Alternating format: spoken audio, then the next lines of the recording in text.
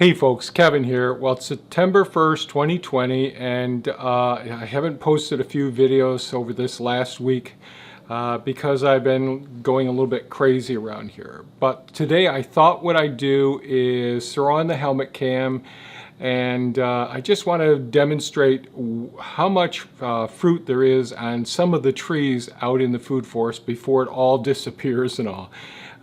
We've already had full production on a few trees, and it's that time of year, September 1st, when I need to document where we are with some of the fruit. Now I'm just going to go to the first and second food forest, and I'm not going through all of the food forests. I want to talk about what I see have been significant challenges this year, and what I should have done that I didn't do. So let's throw on the helmet cam and we'll go out and take a look at the food forest. Here we go.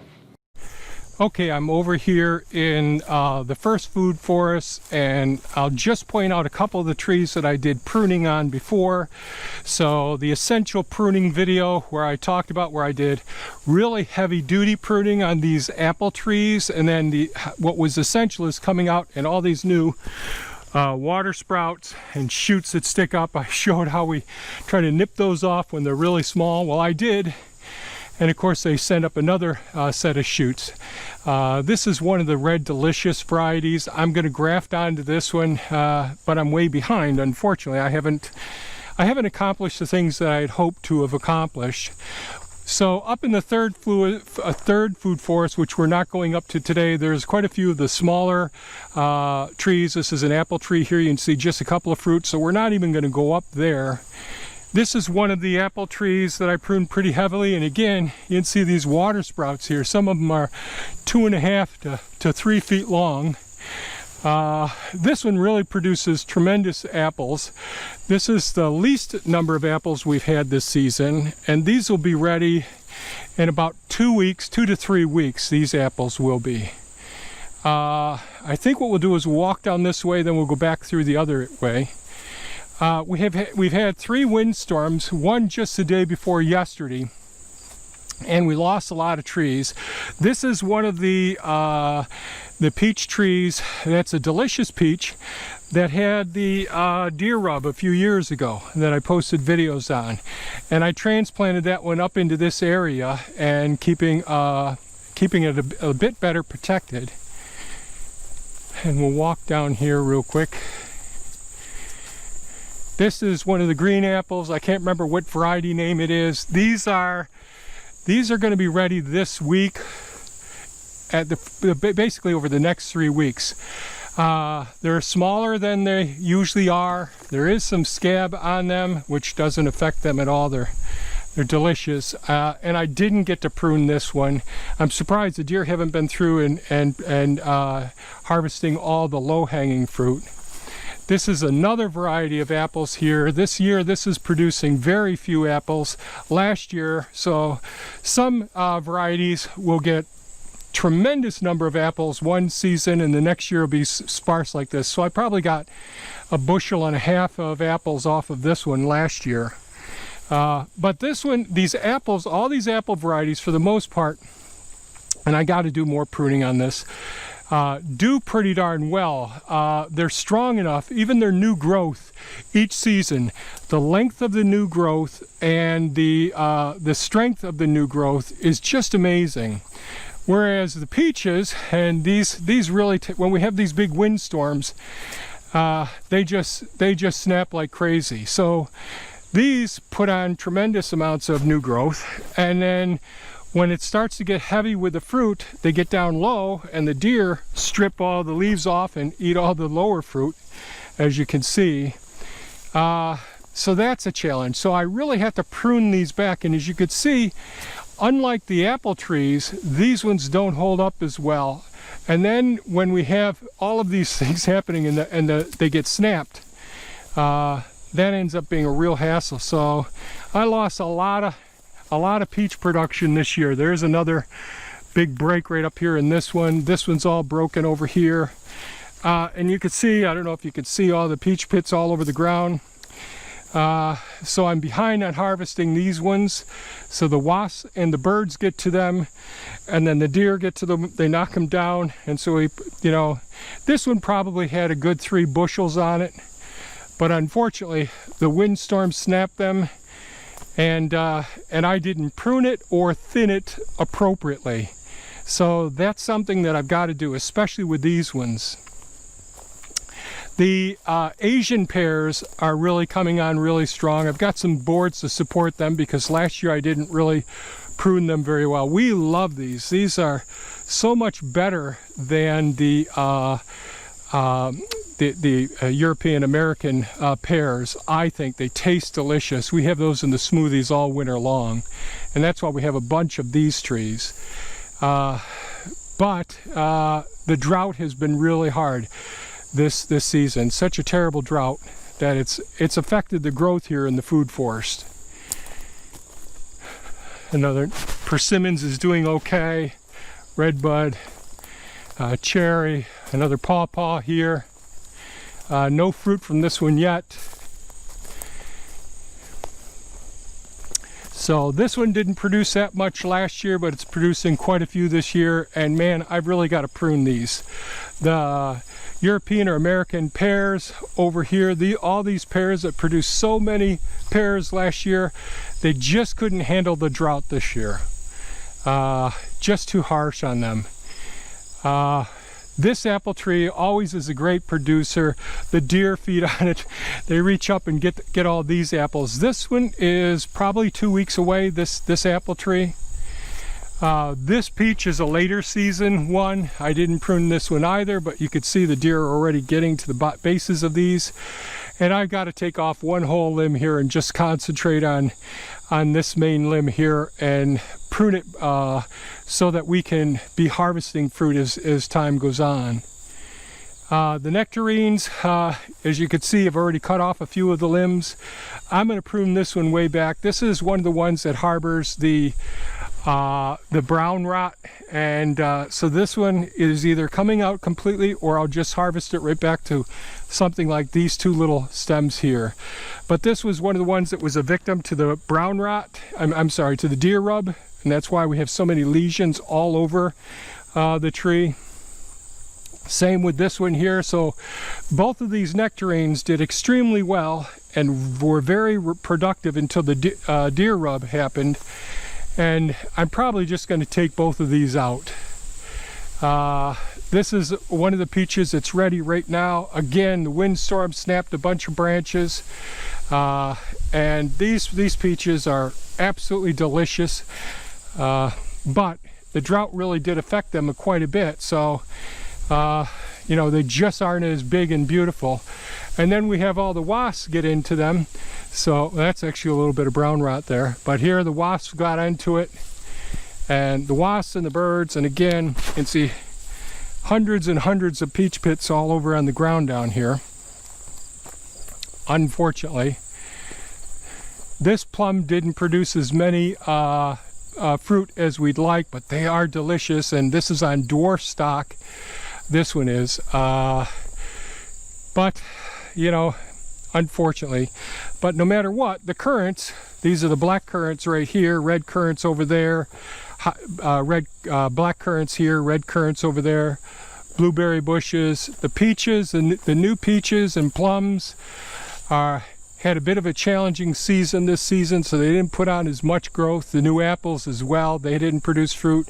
So I've got to get more wood chips in here into the food forest to help them out. This is the peach tree that I showed that we were harvesting the peaches from a few weeks ago.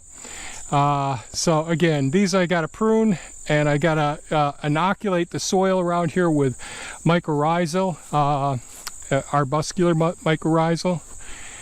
And this is another one of the nectarines, and I'll end up pruning this one back. I think I'll keep this one nectarine.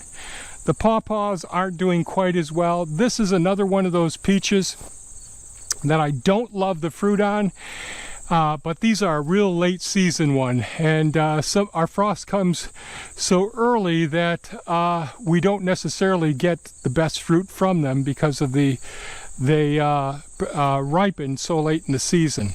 about the time that the persimmons are just about ripe. One of our Mac type apple trees. This is a Macintosh right here. These ones are ready.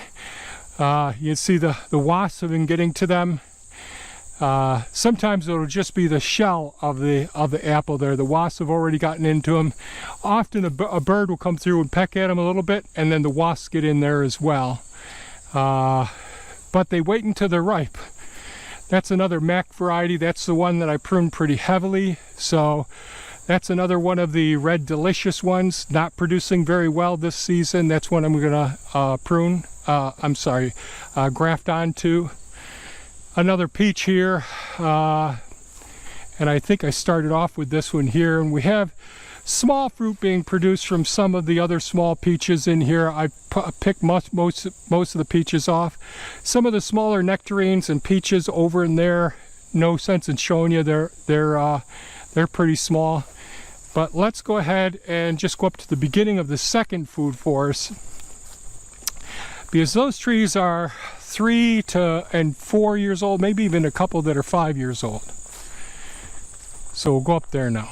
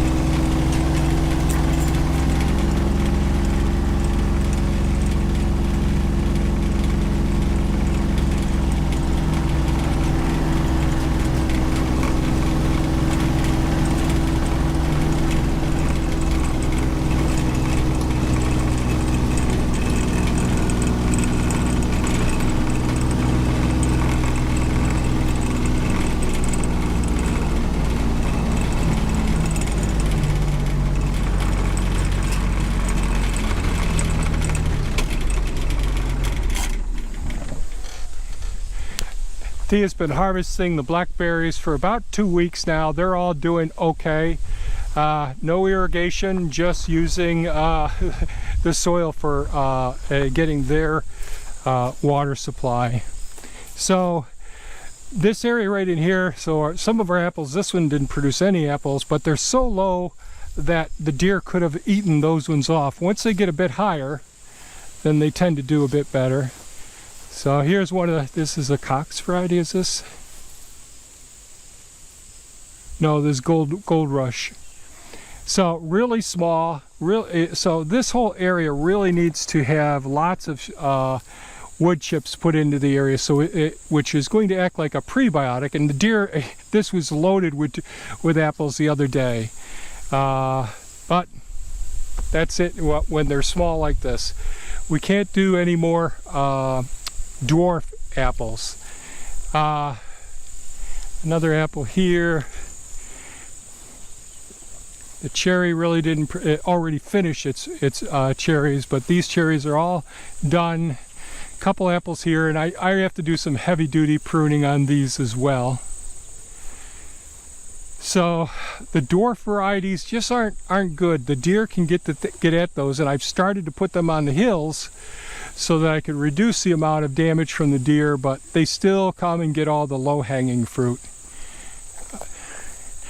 Some of the service berries or June berries, they're challenged a bit this season here with the drought, but they're still alive.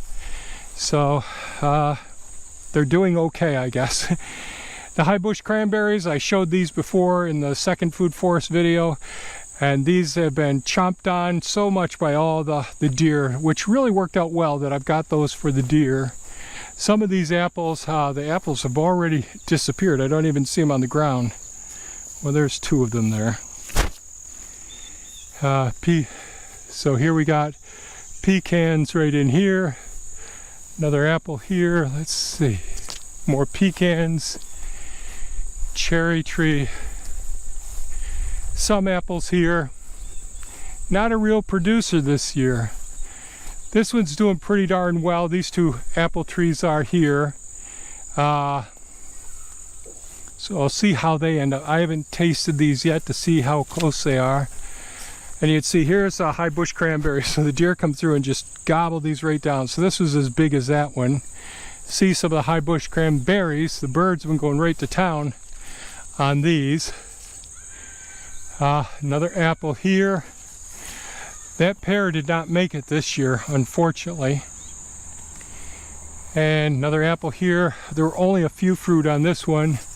Another apple. The winds really got this one. Surprising when it's right up against the persimmons here. But maybe the deer just grabbed a hold of the branch and just pulled it down. So I got some more pruning to do here. And the persimmons, you can't see their fruit yet. They blend in so well.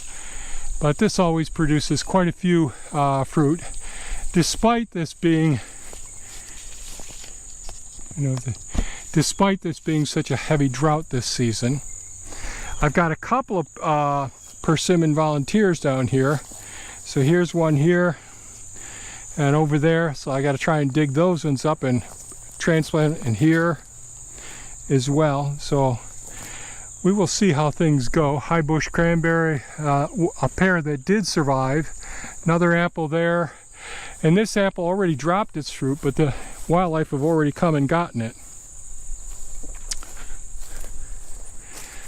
The blackberries over there. The hazelnuts all in this area here, and I showed recently how I'm mulching that. I haven't gotten to getting any more wood chips lately. There's just this is an area that I transplanted the trees. There were trees along in there. And they're producing some. You can see just a few apples on each one of those trees. But I just haven't built up the soil enough yet to really support them well.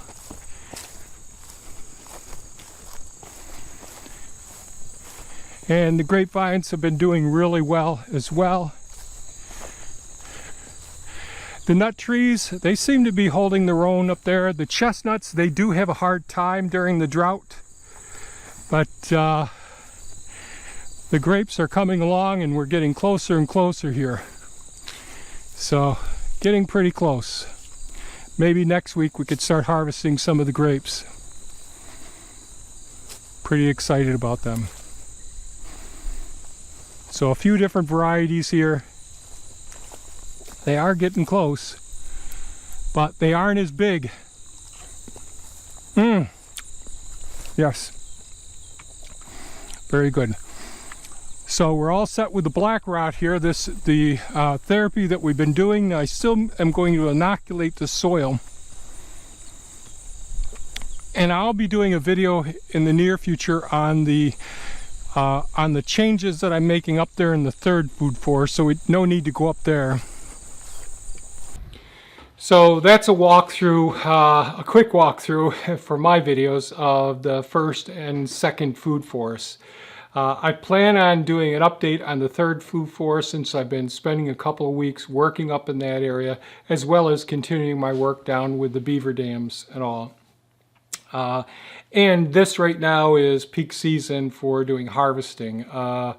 Next week Thea is going to take the week off, so we got tons of peaches to process, refrigerators filled with peaches. The tomatoes are there. She's been processing corn, processing a whole variety of different fruits and vegetables is my point. But my goal today was to take a look at the food forests, the ones that are producing a significant amount of fruit. The fruit are smaller this year for the most part because we've had such a severe drought season this year. Really, really bad. We've had so many rainstorms hit around us and thunder and lightning storms. They're supposed to get more tomorrow, so hopefully we will get some more rain. But this time of year, I get real busy, and Thea gets real busy every day off that she has, which is not really a day off, harvesting and processing fruit. I'll try and do a garden update right after this video to let you know how things are going. So what went wrong in the food forest? Well, number one, I failed to do the follow-up essential pruning after doing heavy dormant pruning. So when we do heavy dormant pruning, meaning during the winter months before the buds open up, that encourages the tree to do lots of vegetative growth. Not fruit production, but lots of new growth supportive structures. And the goal during the spring and summertime is to keep removing all of those new shoots that are shooting up, and we call them water sprouts because they tend to shoot straight up. Excuse me. The other thing I didn't do was I didn't do summertime pruning. After the peaches go ahead and start, peaches and nectarines, they really need to have the length, the new growth that they have, cut back some, probably about 50% each year, and that'll encourage side growth out of each one of those. But that increases the caliper, the diameter of the supportive limbs that are coming out. And as you could see, with all the high winds that we have here, I have to do that, and I've neglected doing that, and as a result I get lots of wind damage, especially when there's heavy fruit production. So the other thing I should be doing the thinning of the fruit as well, especially during a drought or hard times. So when there's disease, removing all the diseased material, removing any damaged or diseased branches. But with certainly with some plums, with all of the peaches and all of the nectarines, they have to be managed and pruned back enough so that the caliper gets stronger and the fruit really needs to be thinned as well.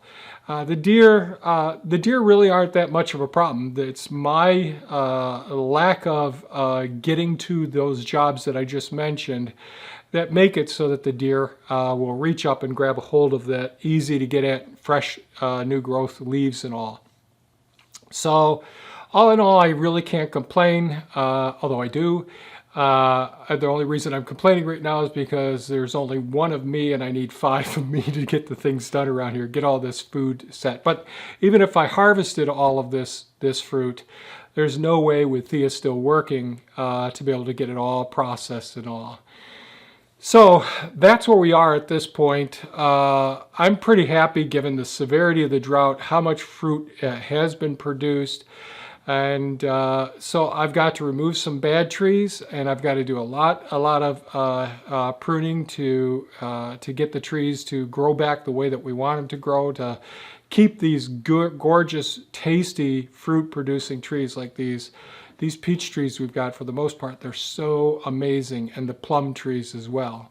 The other thing I would say is because of the scale, the size that we are here with the wildlife that are here, the dwarfs really don't make it out here because we encourage the wildlife to come in and clean up and make their deposits when they're cleaning up as well. So the real dwarfs really don't have a place here on our property, unfortunately, because we aren't shielding them from the wildlife. So if you have any comments or questions, please leave them below. If you found this video of value, please give us a thumbs up. That helps us grow on our channel. When you're making purchases on Amazon, you can always use our affiliate link, which is down below as well. And by all means, folks, stay safe and take good care of yourselves. And hopefully I'm sharing some of the mistakes we're making that you can learn from these as well. Take care, folks. Bye-bye now.